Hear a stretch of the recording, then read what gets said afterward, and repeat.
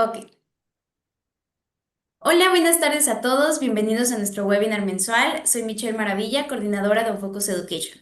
Es un placer estar aquí con todos ustedes. El día de hoy tenemos el privilegio de contar con la presencia de un distinguido especialista en el campo de la anestesiología, el doctor Marcio de Pino Martins, quien compartirá con nosotros el tema titulado No intubo, no oxígeno, ¿cómo evitarlo?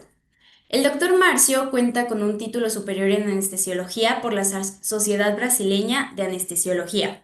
Posee un MBA ejecutivo en administración con énfasis en gestión de la salud. Es instructor y coordinador del curso de manejo de vía aérea CVA ofrecido por la Sociedad Brasileña de Anestesiología. Además, es miembro del Comité Permanente de CLASA para el manejo de la vía aérea difícil y se desempeña como instructor y coordinador del curso de entrenamiento en vía aérea EVALA CLASA en Brasil. Dicho esto, daremos inicio con la participación del doctor Marcio de Pino Martins. Adelante, doctor. Muchas gracias, Michelle, por la invitación y es un honor estar aquí con todos ustedes. Buenas tardes para todos. Y el tema que me tocó es muy importante y creo que para todos los anestesiólogos. Me gustaría compartir mi pantalla. Mm,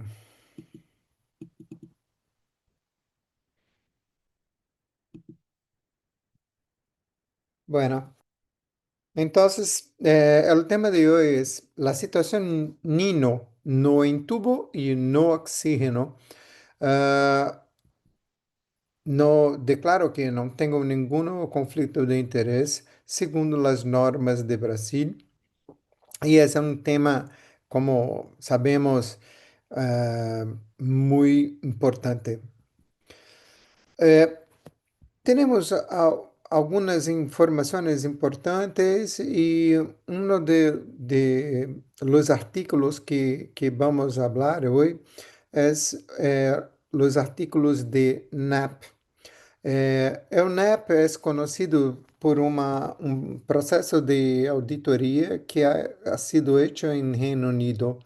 Y la importancia fueron varios estudios, como podemos ver aquí, y cada uno con un foco que toca a todos los anestesiólogos, como por ejemplo las complicaciones de los bloqueos neuroaxiales, las complicaciones relacionadas al manejo de las vías respiratorias, la conciencia intraoperatória, las reacciones alérgicas y la última publicación fue sobre el paro cardíaco relacionado à anestesia.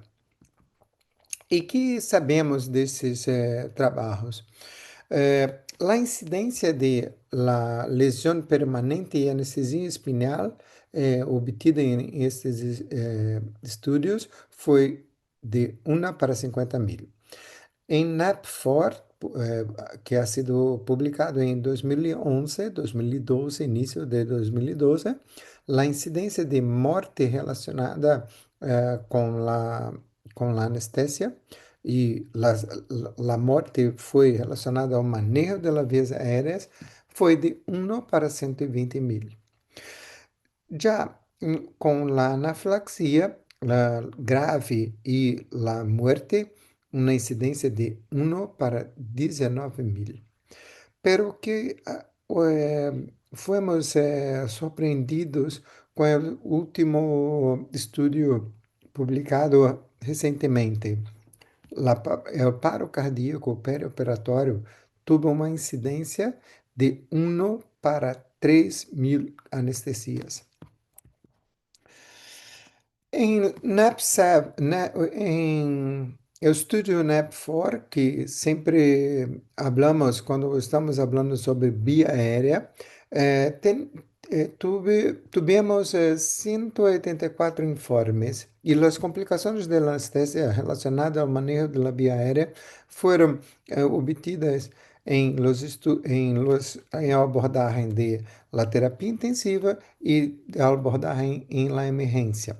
La tasa de complicações de la anestesia general foi de 1 para 22 mil anestesias e a taxa de mortalidade 5,6 para 1 milhão de pacientes, ou uma incidência total de 1 para 180 mil anestesias.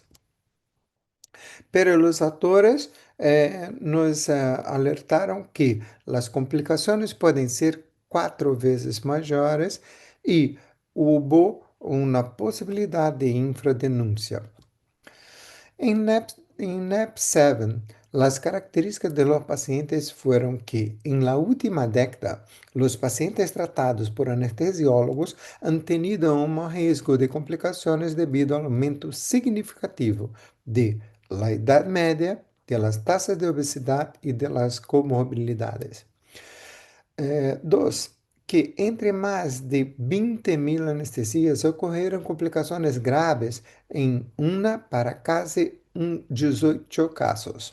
As complicações principais foram relacionadas em 1 para 3, foram de origem cardiovascular, pero 1 para 4 foram relacionadas com as vias respiratórias. La población quirúrgica que ahora se somete a anestesia tiene riesgo notablemente mayor de las complicaciones que hace una década. En el Reino Unido, alrededor de 3 millones de pacientes están anestesiados a cada año. Durante la última década, son mayores, obesos y con más comorbilidades. La edad media de los pacientes aumentó en 2,3 años. Los pacientes ASA1 caíram de 37% hasta 24% del total. Se ha aumentado o percentagem de los pacientes ASA3, 4 de 21% para 29%. E el 69% de los pacientes tenían sobrepeso o obesidad.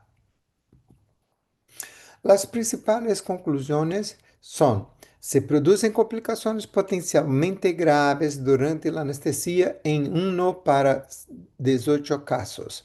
La mayoría de las complicaciones reportadas ocurrieron en entornos de alto riesgo, como cirugía de prioridad urgente e inmediata. Las complicaciones que se asociaron con la edad muy joven o mayor asa, sexo masculino, mayor fragilidad, urgencia y extensión de la cirugía. Mira, aqui temos uma classificação de acordo com a categoria de los eventos e sabemos que, isoladamente, 36% de los casos foram relacionados a eventos circulatórios, 24 de via aérea e 15 foram relacionados a causas respiratórias. Pero si tenemos la unión de los dos casos que son relacionados a vía aérea y vía respiratoria, tenemos 39%. Y esto nos muestra que las vías respiratórias, vías aéreas y problemas relacionados à ventilação de los pacientes foi a principal causa de problemas graves, incluso el paro cardíaco en este estudio. Los pacientes de alto riesgo fueron bebés y niños gravemente enfermos, los obesos y pacientes sometidos a cirugías de cabeza y cuello.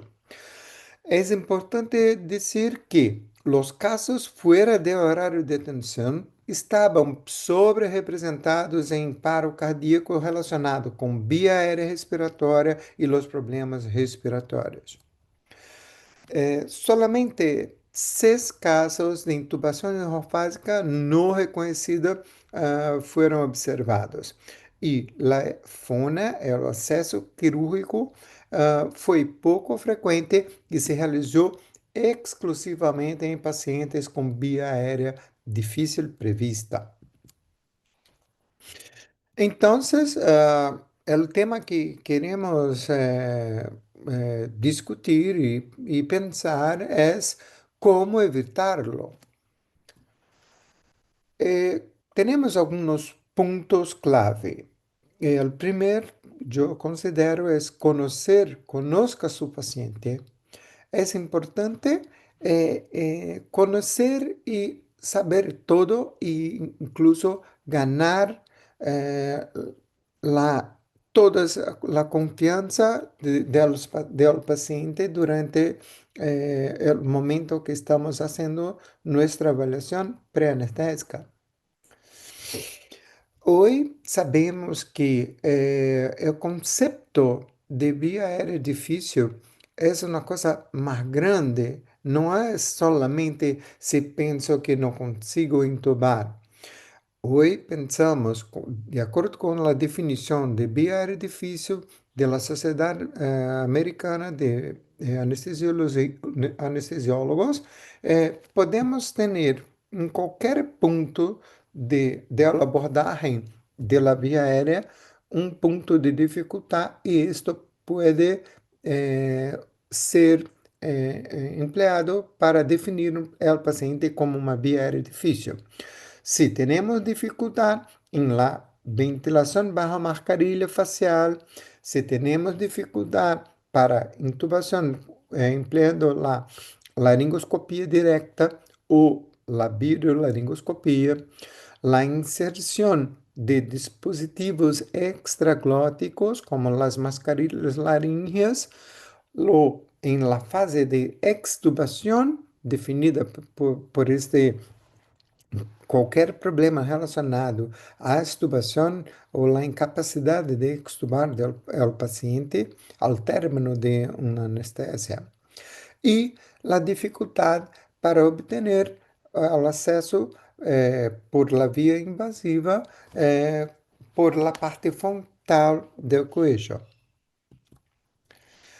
E que vemos em condutas relacionadas à via aérea difícil, porque podemos identificar, segundo vários critérios, os pacientes com uma previsão de via aérea difícil. Pero o que passa com esses pacientes quando sabemos que são de via aérea difícil?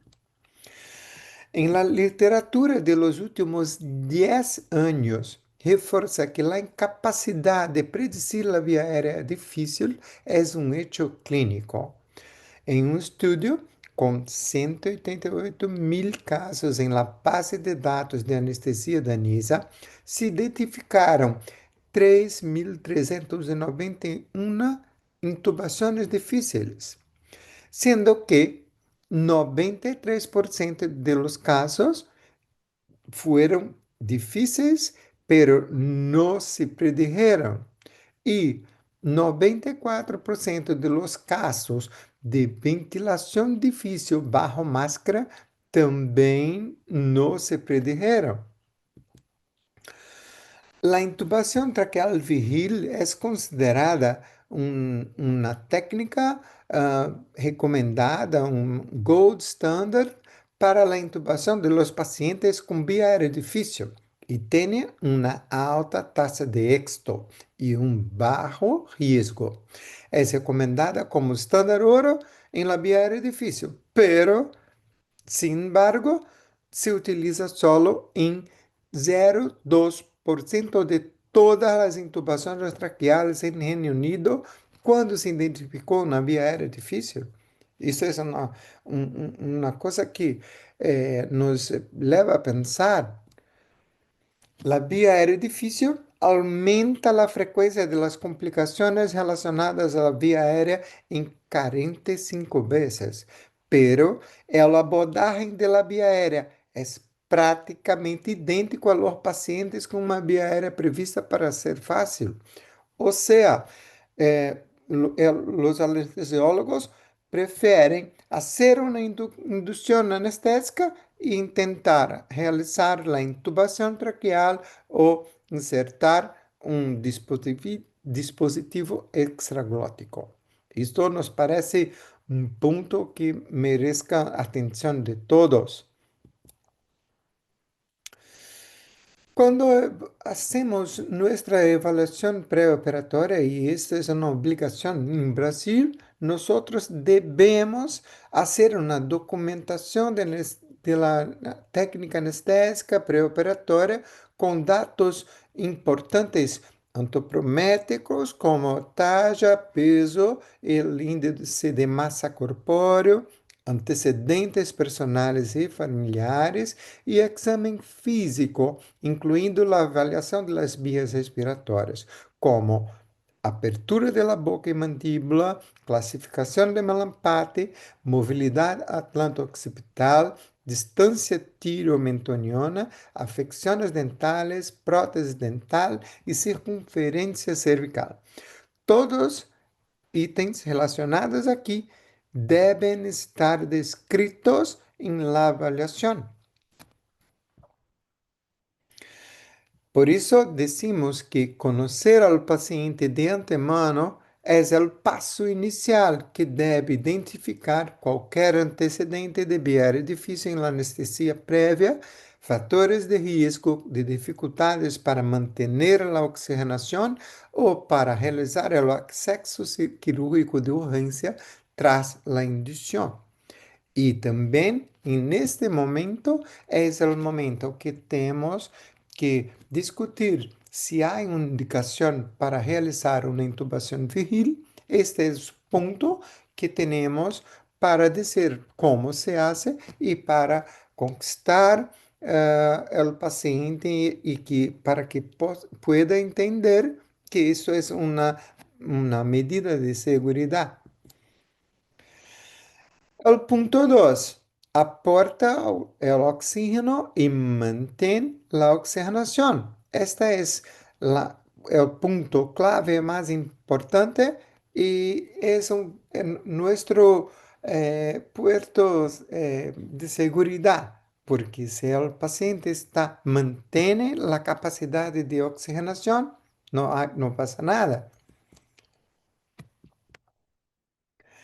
Aqui é uma broma quando devemos buscar trabalhar em uma situação de tranquilidade e uma situação de que mantenemos uma boa oxigenação. Então, se a saturação de oxígeno está arriba de 90%, não passa nada.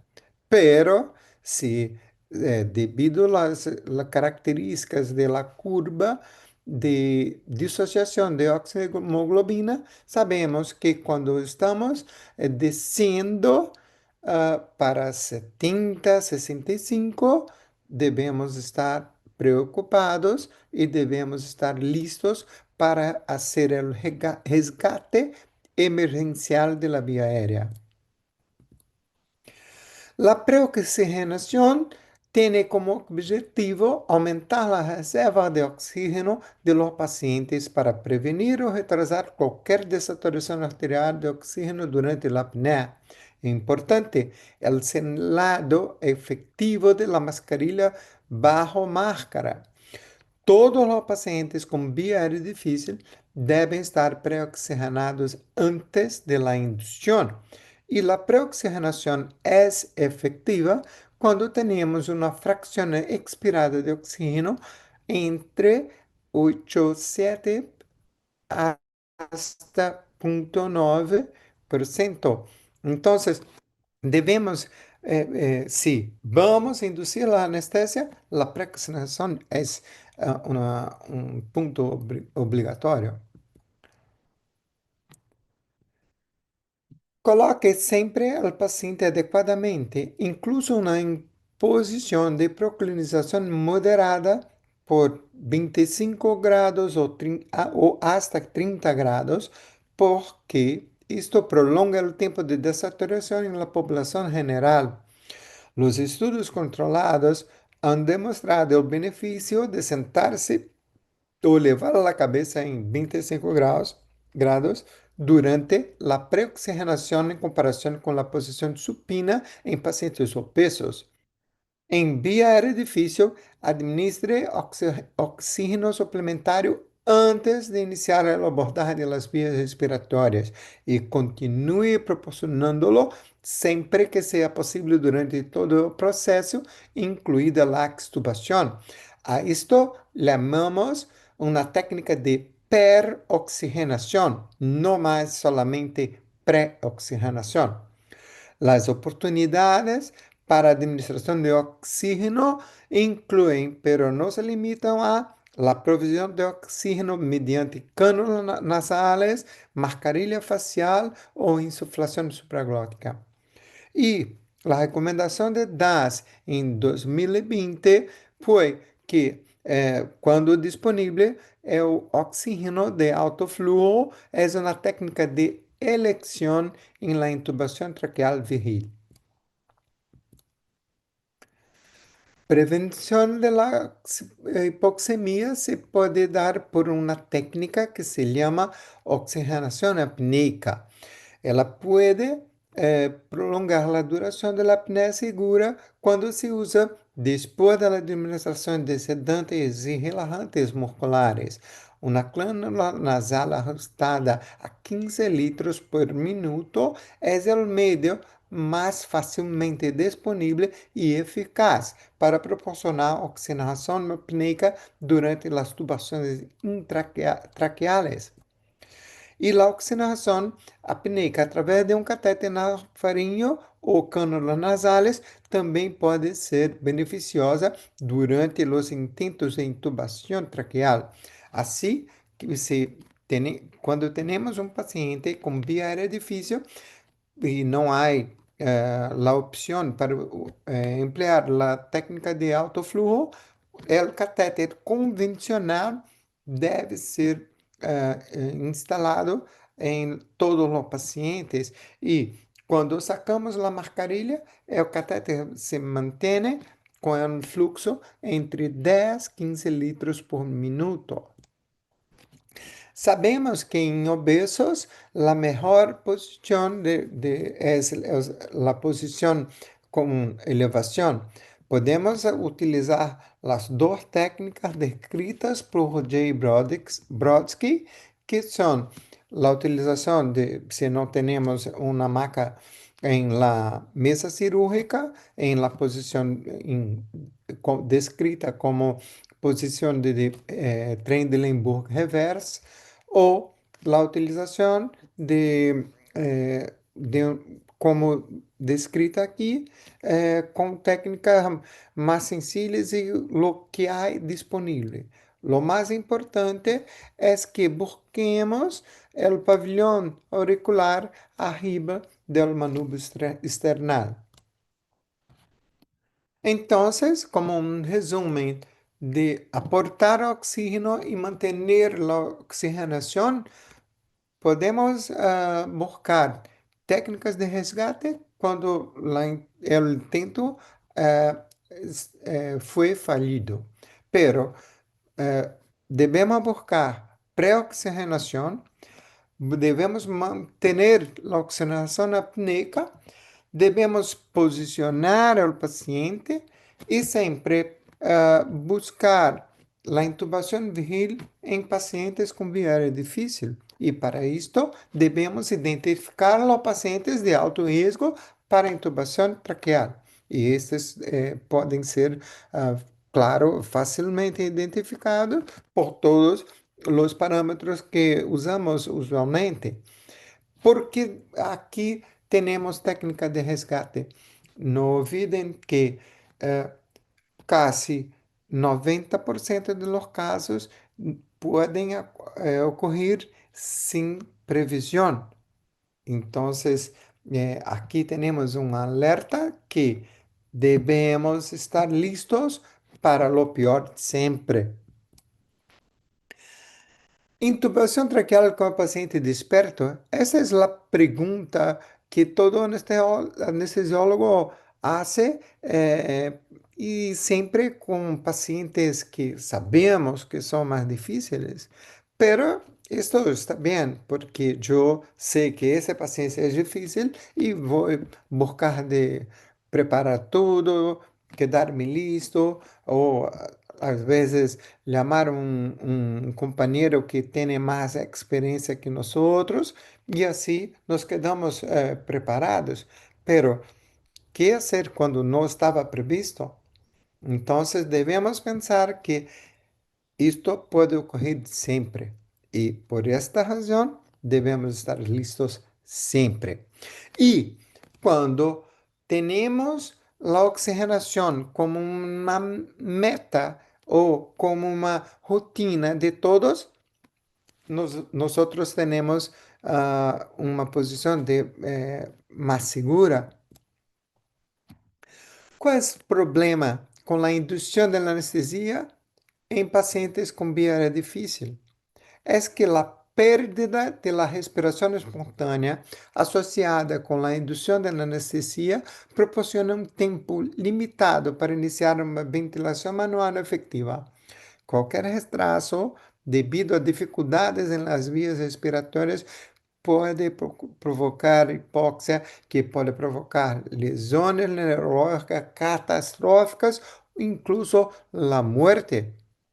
Entonces, la pergunta que sempre hago, sempre quando estamos em los congressos ou como estamos em los talleres, ¿por que 98% de la gente não hace uma intubação traqueal viril em los pacientes com via aérea difícil? E essa é a pergunta e a dúvida que quero lançar aqui.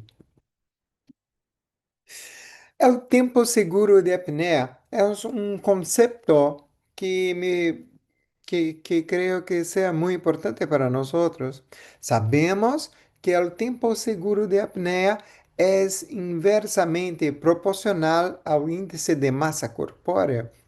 Então, os pacientes mais gorditos têm um tempo de saturação mais cortito. Isto sabemos.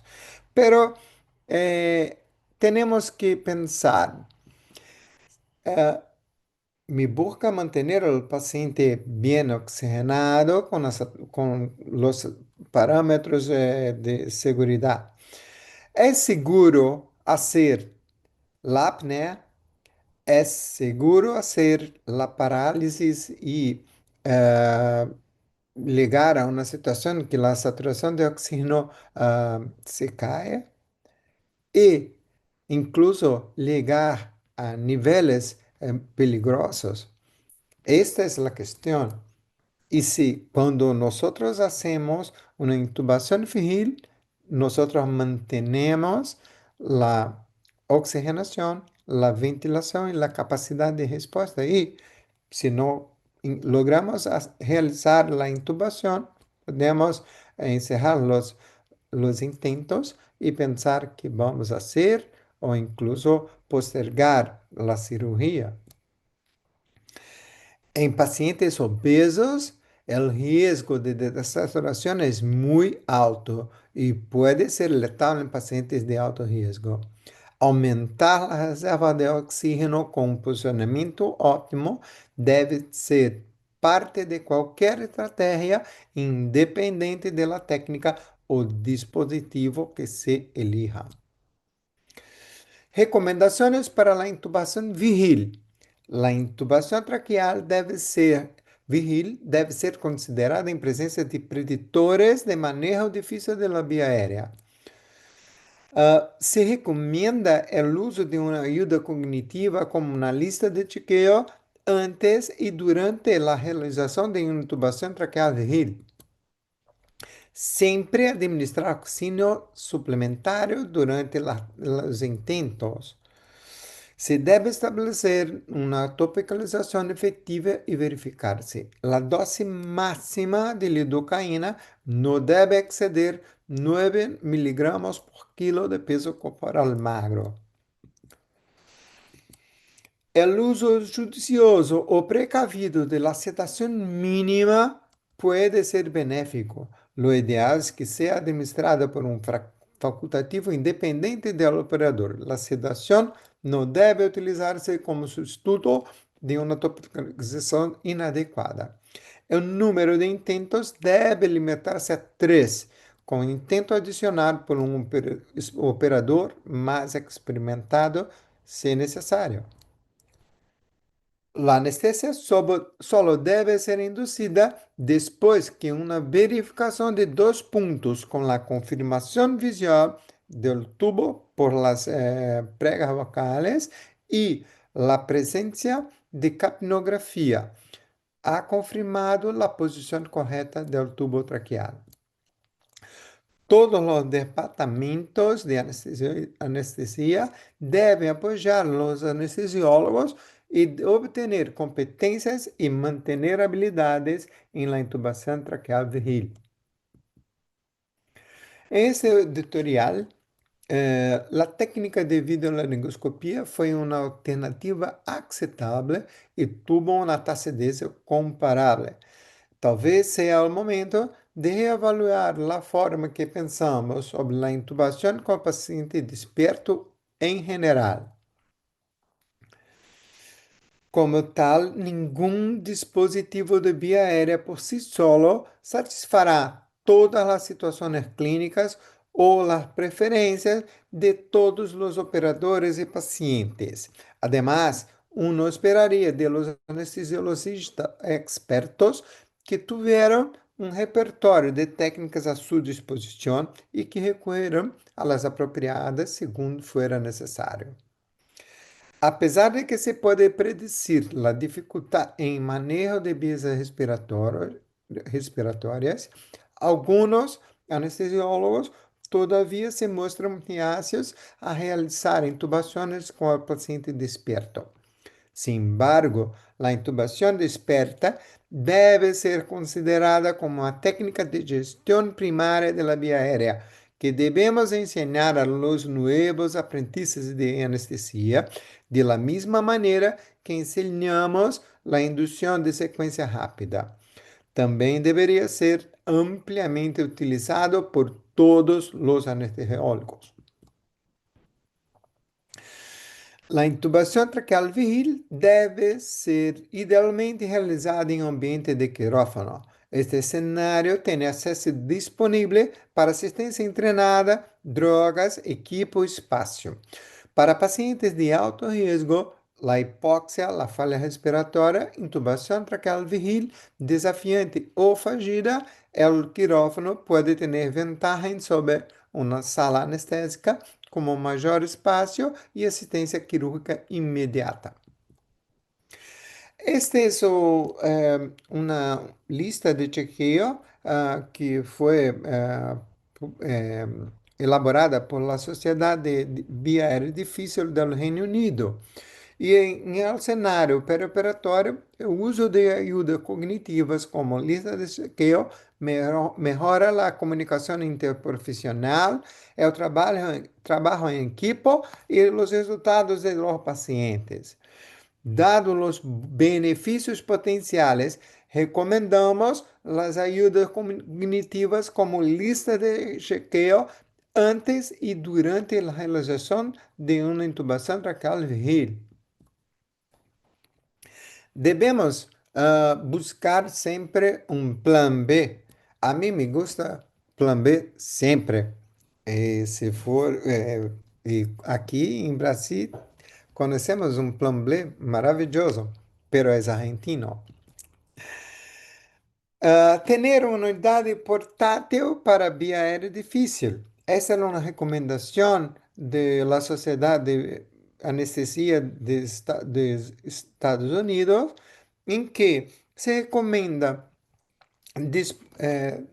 uma unidade portátil, e aqui temos um exemplo também da Sociedade Argentina de Anestesiologia, em que foi incorporado o algoritmo Vortex, com em cada posição com uma sequência lógica de abordagem, como a ventilação bajo máscara, os dispositivos extraglóticos, outros equipos para ajuda à intubação e, por la última, acesso quirúrgico em la situação de não intuba, não oxigena. Em situações de crise, consulte uma guia prática. Las guías clínicas son herramientas para mejorar el manejo de las vías respiratorias. Su propósito, junto con las ayudas cognitivas, es ayudar y agilizar la toma de decisiones clínicas y minimizar el error humano, mejorando en la última instancia la seguridad del paciente. Los desastres en el manejo de vías aéreas respiratorias a menudo implican una sobrecarga cognitiva que conduce a una mala toma de decisiones y o análisis. La importancia de los factores humanos ha ganado una mayor atención en la atención médica, particularmente en cuidados intensivos, pero en anestesia también, como una forma de minimizar las omisiones o errores durante situaciones críticas en el tiempo. Pero la primera guía de vías respiratorias se publicó en 1993 por la Sociedad Americana, pero se necesitaron otros 22 años para que una guía de vía aérea, que fue de la Sociedad Inglesa, incluyera indicaciones para toma de decisiones en un algoritmo en forma de deténgase y piense. Aqui vemos as guias de intubação difícil para a intubação e para a extubação da Sociedade do Reino Unido. Nós temos elas traduzidas em la página de EVA Latinoamérica e estão disponíveis para descargar. Esta é a estratégia Vortex, em que, miren como é uma coisa muito sencilla. Devemos buscar a área verde e essa área é que o paciente se mantém a oxigenação e buscamos fazer manipulações de la cabeça, cuello, laringe ou dispositivo quando temos qualquer dificuldade em cada parte. Se estamos manejando uma mascarilha facial, se estamos empregando dispositivos extraglóticos ou se estamos tentando a intubação traqueal. Importante não intentar realizar a intubação sem ter a certeza que o tono muscular é completamente abolido. Então, é necessário ter 100% de relaxamento.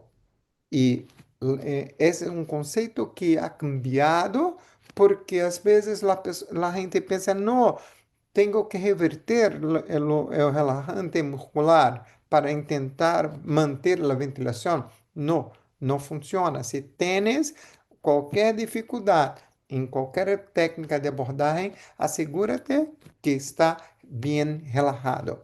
E aqui também outra lista de chequeo em diferentes partes, desde preparar para intervenções, prevenir a hipóxia e promover o trabalho em equipo, aqui já incorporando o que dizemos como as habilidades no técnicas. Vale, e se ocorre o pior, isto como devemos estar listos para qualquer coisa, e esta é uma cita, isso foi Marco Aurélio,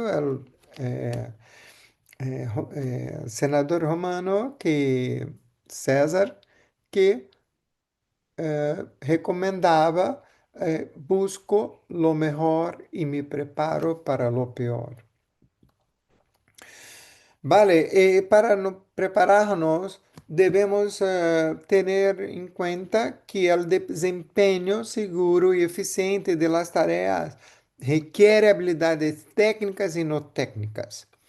Y debemos pensar en trabajo en equipo, fallo humano, buena comunicación y conciencia situacional.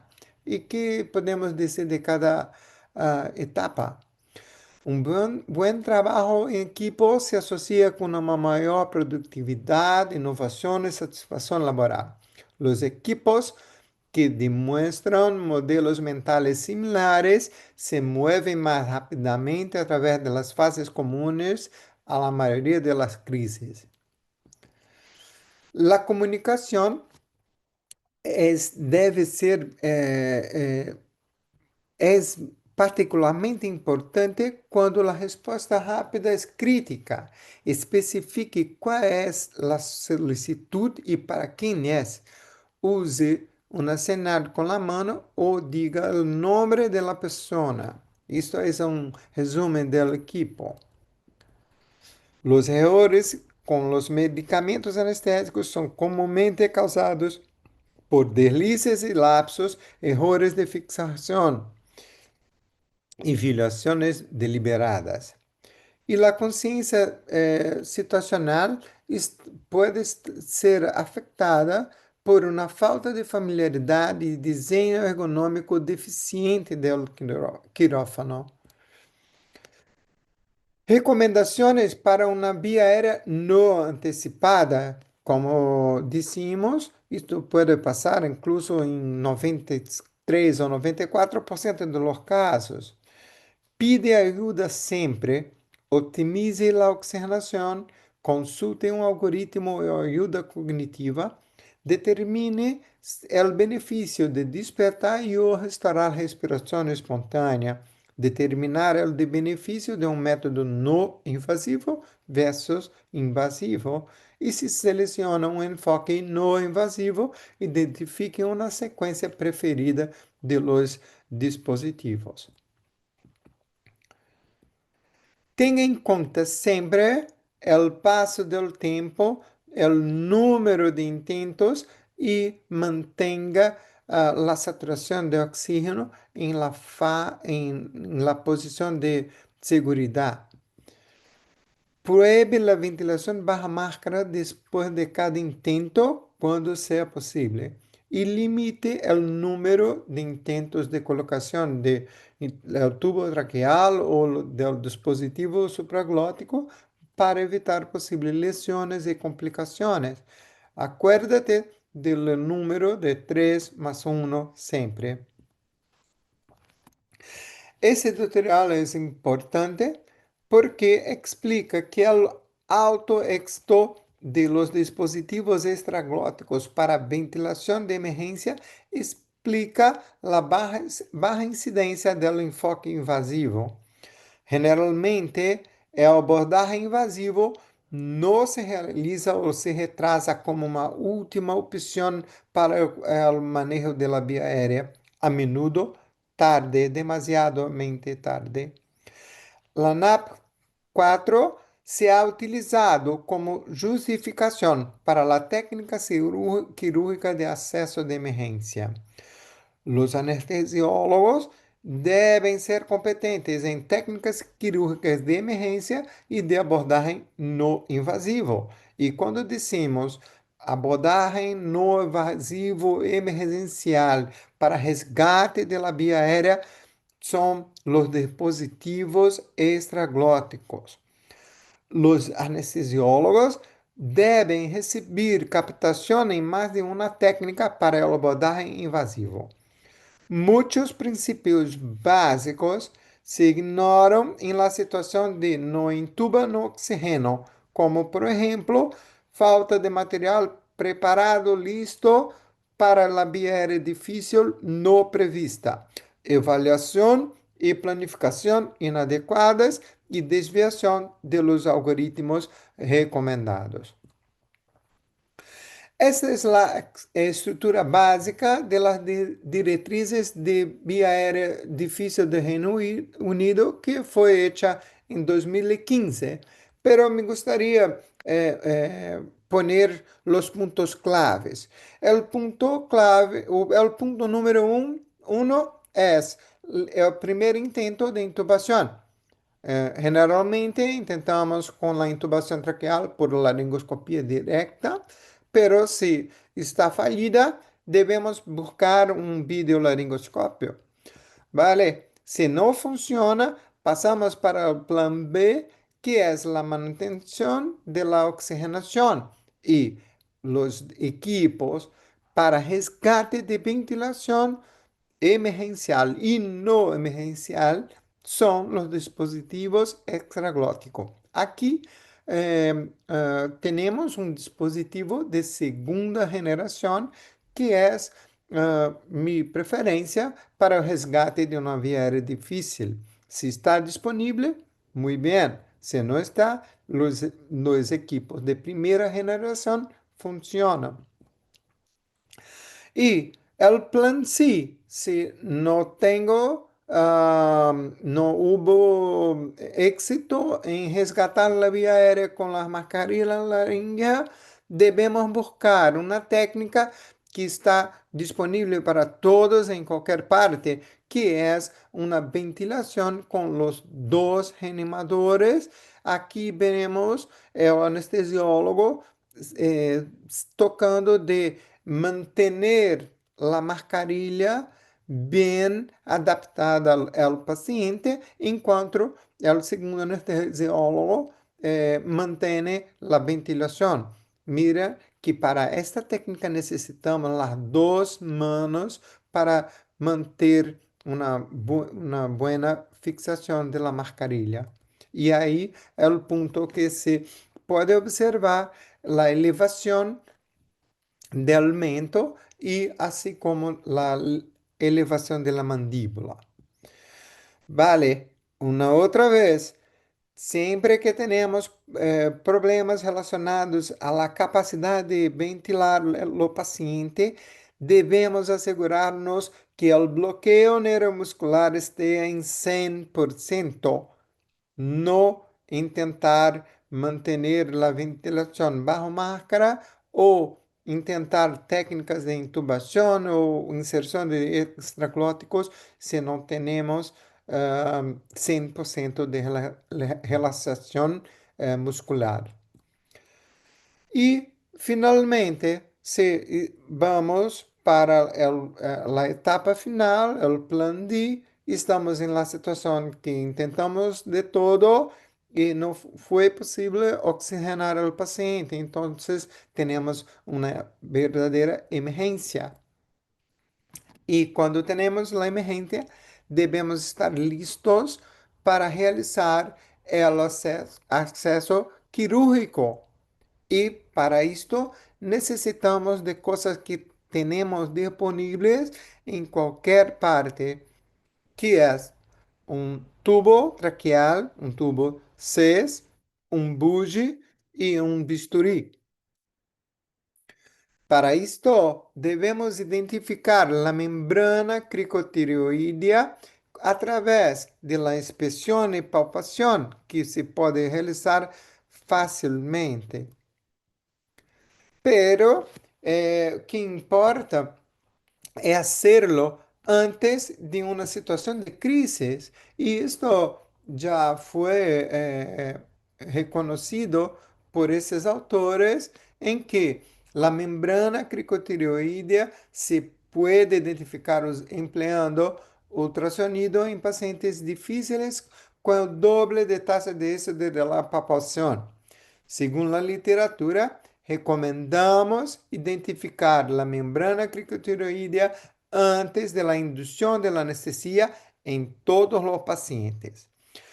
Aunque la inspección y palpación pueden ser suficientes en la mayoría de los pacientes restantes necesitarán una identificación ultrasonográfica. Un servicio que deberíamos tratar de poner a disposición en todos los lugares donde se realiza anestesia y donde se puede encontrar pacientes con vías respiratorias difíciles. Y esto significa en todas las partes. Este es el posicionamiento y para facilitar la identificación de la membrana cricotireoide y también exactamente el posicionamiento que empleamos durante la cirugía de tireoide. Y aquí los puntos de identificación. Entonces, arriba tenemos el cartílago tireoides y abajo el cartílago cricoides. Y aquí la representación de la membrana cricotireoidea, que se puede fácilmente identificar. E aqui, para nos dizer que esta é uma estrutura muito delicada e tem cerca de 2 centímetros por 1,8 centímetros em adultos. Esta é a técnica. Mira, pusimos aqui que a oxigenação deve manter-se todo o tempo, incluso durante os intentos de hasta que logramos realizar o acesso por el cuello.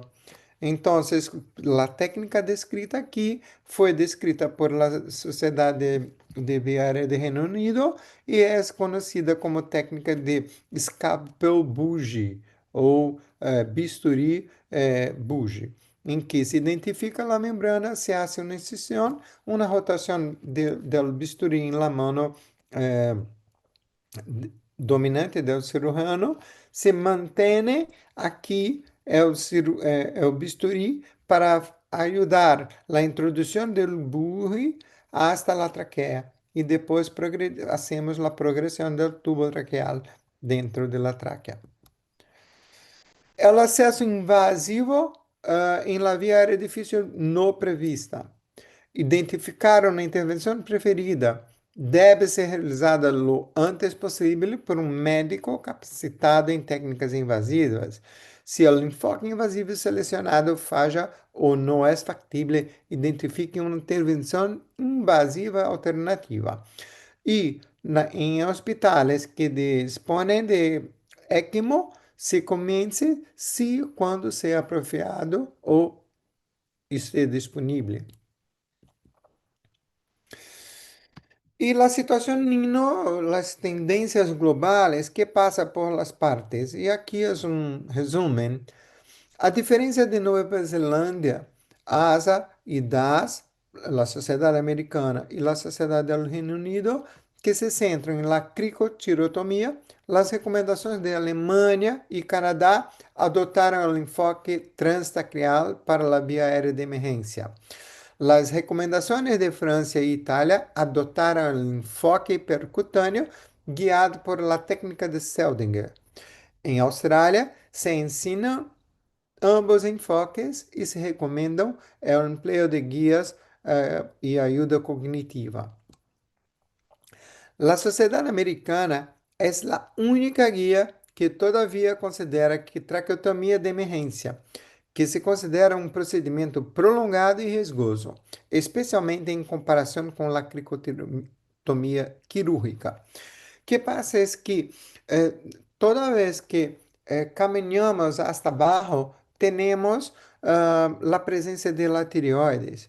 E hacer uma incisão em la tireoides, temos uma área com artérias que podem causar um sangrado intenso e é peligroso. Por isso, a maioria de las recomendações são para realizar el acesso por la cricotirotomia y es la parte más cerca del medio ambiente, por esto, y es una porción avascular y libre de arterias o cualquier tipo de vasos que puedan causar un sangrado.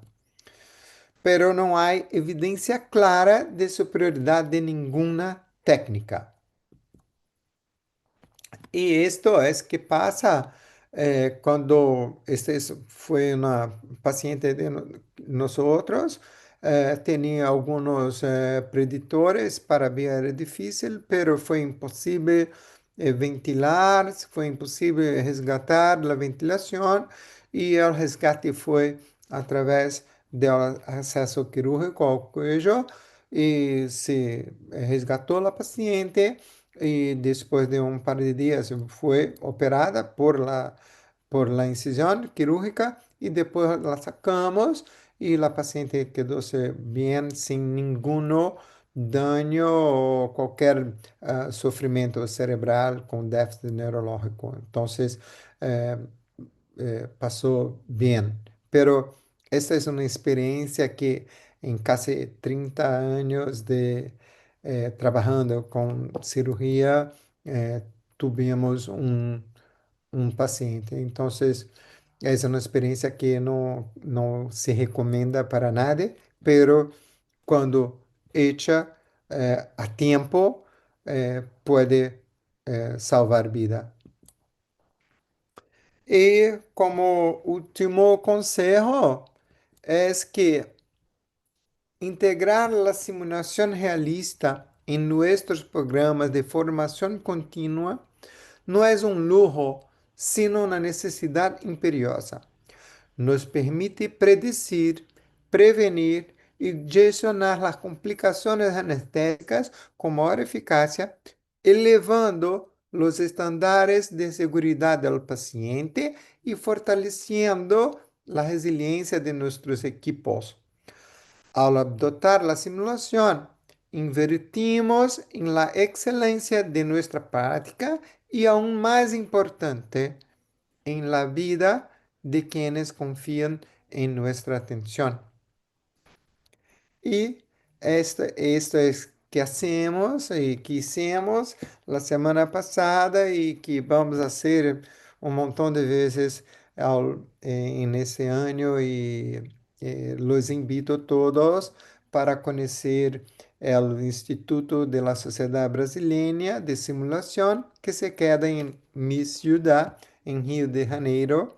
Y las personas que quieren participar también de nuestros talleres, basta llamarme y puedo. Todavía no tenemos talleres en español, pero intentamos hablar en portuñol también. Y los dejo con los talleres y los invito para conocer Brasil. Muchas gracias.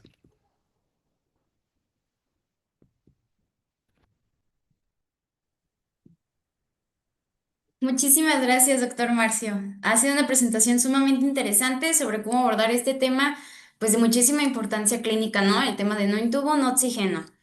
Muchas gracias nuevamente por compartir con nosotros su experiencia y todo su conocimiento. Ha sido un verdadero privilegio contar con su participación aquí en este espacio académico.